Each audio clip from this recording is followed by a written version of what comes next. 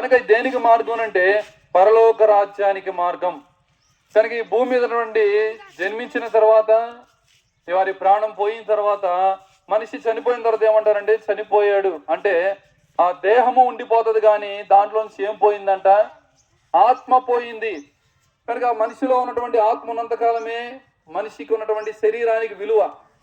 ఎప్పుడైతే ఈ శరీరంలో నుంచి ఆత్మ వేరైపోతుందో ఏమైపోతుందంటే, ఆత్మ దేవుడు ఎవరు తయారు చేశారంటే దేవుడే ఆత్మను పెట్టిన వాడిగా ఉంటున్నాడు. పరిశుద్ధ గ్రంథం బైబిల్లో ఆది కాండములో దేవుడు మనిషిని మట్టితో కలుగు చేశాడు అని చెప్పేసి పరిశుద్ధ గ్రంథం బైబిల్లో రాయబడి ఉంది.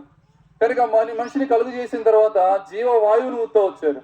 ఇప్పుడు జీవవాయువు ఊదినటువంటి దేవుడు మళ్ళీ తిరిగి ఏంటంటే ఇక్కడ మనిషి చనిపోయిన తర్వాత ఎవరైతే జీవం ఇచ్చారో, ఎవరైతే ఆత్మనిచ్చాడో, ఆత్మ దాన్ని దయచేసిన దేవుని యొద్దకు వెళ్ళిపోతాం.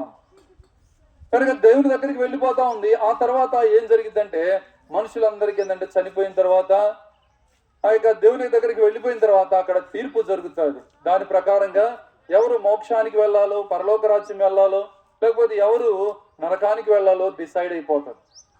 కనుక ఇవన్నీ సరే మోక్షానికి వెళ్ళాలి అని అంటే మార్గం యేసు ప్రభువు వారు చెప్తా ఉన్నారు. కనుక ఎవరైతే భూమి మీద మంచి పనులు చేసిన వారుగా ఉంటున్నారో, దాన ధర్మాలు చేస్తూ వచ్చారో, అంటే మంచి కార్యాలు చేసిన వారు ఏమనుకుంటారంటే మోక్షానికి వెళ్తారనుకుంటారు. అయితే మంచి కార్యములతో పాటు ఏముండాలంట? మనిషికి పాప క్షమాపణ ఉంటే మాత్రమే పరలోక రాజ్యానికి వెళ్ళేవారిగా ఉంటారు. కనుక పాప క్షమాపణ దొరికిన వారికి మాత్రమే పరలోక రాజ్యం వెళ్తారు, ఆ మోక్ష రాజ్యానికి వెళ్ళేవారిగా ఉంటారు. కనుక ఆ మోక్ష రాజ్యాన్ని గురించి చెప్పడానికి మీ మధ్యకు వచ్చిన వారిగా ఉంటున్నాం.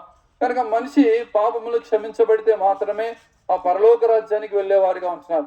ఎవరు పాపములు క్షమించబడితే వాళ్ళు మోక్షానికి వెళ్తారు.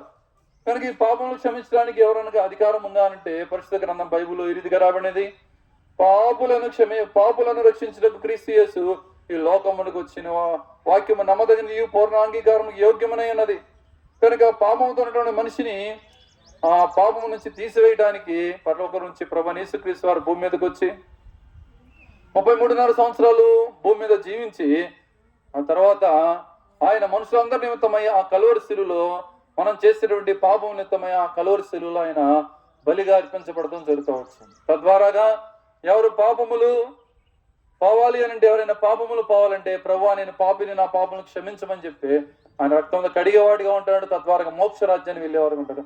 అక్కడ యుగాలు సంతోషం, ఆనందం ఉండేదిగా ఉంటుంది. పరిశుద్ధ గ్రంథం బైబిల్లో కూడా ఒక వ్యక్తి ఇలానే ఈ భూమి మీద జీవించినటువంటి ఈ కాలంలో తను ఇష్టానుసారంగా జీవిస్తూ వచ్చాడు. ఆ తర్వాత ఏమైపోయిందంటే తను పోయి పాతాళంలోకి వెళ్ళిపోతూ వచ్చాడు. ఎందుకంటే భూమి మీద తను ఇష్టానుసారంగా జీవిస్తూ వచ్చాడు, భయం లేకుండా జీవిస్తూ వచ్చాడు, పాపము చేస్తానే వచ్చాడు, ఇష్టానుసారంగా జీవిస్తూ వచ్చాడు. కనుక పాపము చేయ ప్రతి వాణిని ఏం చేస్తుంటే పాతాళం పట్టుకునేదిగా ఉంటుంది. కనుక పాపములు క్షమించడానికి, మోక్ష రాజ్యం ఇవ్వడానికి, శాంతిని సమాధానం ఇవ్వడానికి ప్రభువైన యేసుక్రీస్తు వారు భూమి మీదకి వచ్చిన వాడిగా ఉంటున్నారు. ఇదేదో మేము మతం గురించి అవడం లేదు. పరిశుద్ధ గ్రంథం బైబిల్లో ఎక్కడ కూడా మత ప్రస్తావనే లేదు. మేము మార్గాన్ని చేయడానికి మాత్రమే వచ్చాం. ఈ మార్గం ఏంటంటే నిత్యమైన మార్గం, సత్యమైన మార్గం, పరలోక రాజ్యానికి వెళ్లే మార్గం. కనుక ప్రభువైన యేసునందు విశ్వాసం ఉంచండి, అప్పుడు మీరు మీ వారిని గొప్ప ఆత్మరక్షణ పొందుదురు. మీరు ఇంకా ఎక్కువ యేసు ప్రభువు వారి గురించి